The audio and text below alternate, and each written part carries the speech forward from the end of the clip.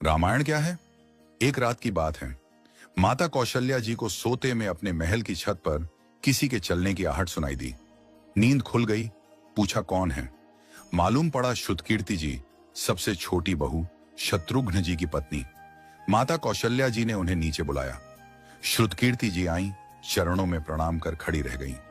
माता कौशल्या जी ने पूछा, श्रुति, इतनी रात को अकेली छत पर क्या कर रही हो बेटी? क्या नींद नहीं आ रही? शत्रुघ्न कहाँ है? श्रुति कीर्ति की आंखें भर आईं, मां की छाती से चिपटी, गोद में सिमट गईं। बोली, मां, उन्हें तो देखे हुए 13 वर्ष हो गए। उफ! कौशल्या जी का हृदय कांप कर झटपटा गया। तुरंत आवाज लगाई। सेवक दौड़े आए। आधी रात ही पालकी तैयार हुई। आज शत्रुघ्न जी की खोज होगी। मां चली। आपको मालूम है शत्रुघ्न जी कहां मिले?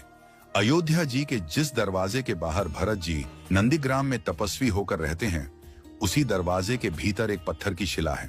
उसी शिला पर अपनी बाह का तकिया बनाकर लेटे मिले। मां सिराहने बैठ गईं, बालों में हाथ फिराया तो शत्रुघ्न जी ने आंखें खोली। मां! उठे, चरणों में गिरे। मां, आपने क्यों कष्ट किया? मुझे बुलवा लिया होता। मां ने कहा, शत्रुघ्न यहां क्यों? शत्रुघ्न जी की रुलाई फूट पड़ी। बोले, मां, भैया राम जी पिताजी की आज्ञा से वन चले गए। भैया लक्ष्मण जी उनके पीछे चले गए। भैया भरत जी भी नंदीग्राम में हैं। क्या ये महल, ये रथ, ये राजसी वस्त्र विधाता ने मेरे ही लिए बनाए हैं? माता कौशल्या जी निरुत्तर रह गई। देखो क्या है ये राम कथा। ये भोग की नहीं, त्याग की कथा है। यहां त्याग की ही प्रतियोगिता चल रही है और सभी प्रथम हैं। कोई पीछे नहीं रहा। चारों भाइयों का प्रेम और त्याग एक दूसरे के प्रति अद्भुत, अभिनव और अलौकिक है। रामायण जीवन जीने की सबसे उत्तम शिक्षा देती है। भगवान राम को 14 वर्ष का वनवास हुआ तो उनकी पत्नी सीता मैया ने भी सहर्ष वनवास स्वीकार कर लिया। परंतु बचपन से ही बड़े भाई की सेवा में रहने वाले लक्ष्मण जी कैसे राम जी से दूर हो जाते? माता सुमित्रा से तो उन्होंने आज्ञा ले ली थी वन जाने की, परंतु जब पत्नी उर्मिला के कक्ष की ओर बढ़ रहे थे तो सोच रहे थे कि मां ने तो आज्ञा दे दी, परंतु उर्मिला को कैसे समझाऊंगा, क्या बोलूंगा उनसे?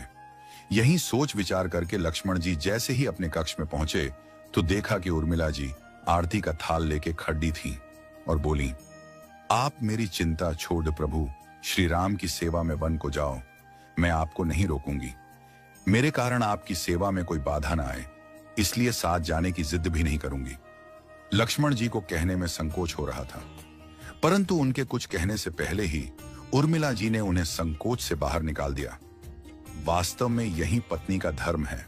पति संकोच में पड़े उससे पहले ही पत्नी उसके मन की बात जानकर उसे संकोच से बाहर कर दे। लक्ष्मण जी चले गए, परंतु 14 वर्ष तक उर्मिला ने एक तपस्विनी की भांति कठोर तप किया।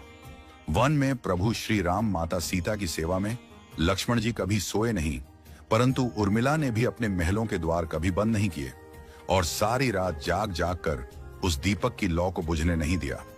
मेघनाथ से युद्ध करते हुए जब लक्ष्मण जी को शक्ति लग जाती है और हनुमान जी उनके लिए संजीवनी का पर्वत लेके लौट रहे होते हैं, तो बीच में जब हनुमान जी अयोध्या के ऊपर से गुजर रहे थे तो भरत जी उन्हें राक्षस समझकर बाण मारते हैं और हनुमान जी गिर जाते हैं। तब हनुमान जी सारा वृत्तांत सुनाते हैं कि सीता जी को रावण हर ले गया, लक्ष्मण जी युद्ध में मूर्छित हो गए हैं। ये सुनते ही कौशल्या जी कहती हैं कि राम को कहना कि लक्ष्मण के बिना अयोध्या में पैर भी मत रखना, राम वन में ही रहे। माता सुमित्रा कहती हैं कि राम से कहना कि कोई बात नहीं, अभी शत्रुघ्न है, मैं उसे भेज दूंगी। मेरे दोनों पुत्र राम सेवा के लिए ही तो जन्मे हैं। माताओं का प्रेम देखकर हनुमान जी की आंखों से अश्रुधारा बह रही थी, परंतु जब उन्होंने उर्मिला जी को देखा तो सोचने लगे कि यह क्यों एकदम शांत और प्रसन्न खड़ी है। क्या इन्हें अपनी पति के प्राणों की कोई चिंता नहीं? हनुमान जी पूछते हैं, देवी, आपकी प्रसन्नता का कारण क्या है? आपके पति के प्राण संकट में हैं। सूर्य उदित होते ही सूर्य कुल का दीपक बुझ जाएगा। उर्मिला जी का उत्तर सुनकर तीनों लोकों का कोई भी प्राणी उनकी वंदना किए बिना नहीं रह पाएगा। उर्मिला बोली, मेरा दीपक संकट में नहीं है, वो बुझ ही नहीं सकता। रही सूर्योदय की बात, तो आप चाहें तो कुछ दिन अयोध्या में विश्राम कर लीजिए, क्योंकि आपके वहां पहुंचे बिना सूर्य उदित हो ही नहीं सकता। आपने कहा कि प्रभु श्री राम मेरे पति को अपनी गोद में लेकर बैठे हैं। जो योगेश्वर प्रभु श्री राम की गोदी में लेटा हो, काल उसे छू भी नहीं सकता। यह तो वो दोनों लीला कर रहे हैं। मेरे पति जब से वन गए हैं तब से सोए नहीं हैं। उन्होंने न सोने का प्रण लिया था, इसलिए वे थोड़ी देर विश्राम कर रहे हैं, और जब भगवान की गोद मिल गई तो थोड़ा विश्राम ज्यादा हो गया। वे उठ जाएंगे। और शक्ति मेरे पति को लगी ही नहीं, शक्ति तो प्रभु श्री राम जी को लगी है।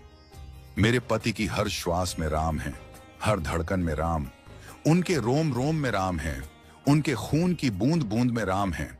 और जब उनके शरीर और आत्मा में ही सिर्फ राम है तो शक्ति राम जी को ही लगी, दर्द राम जी को ही हो रहा।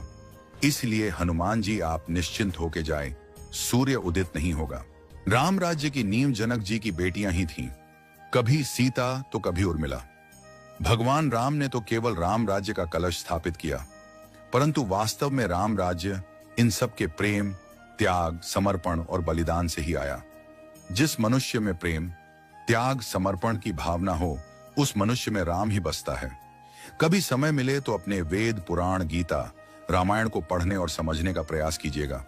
जीवन को एक अलग नजरिए से देखने और जीने का सोर मिलेगा।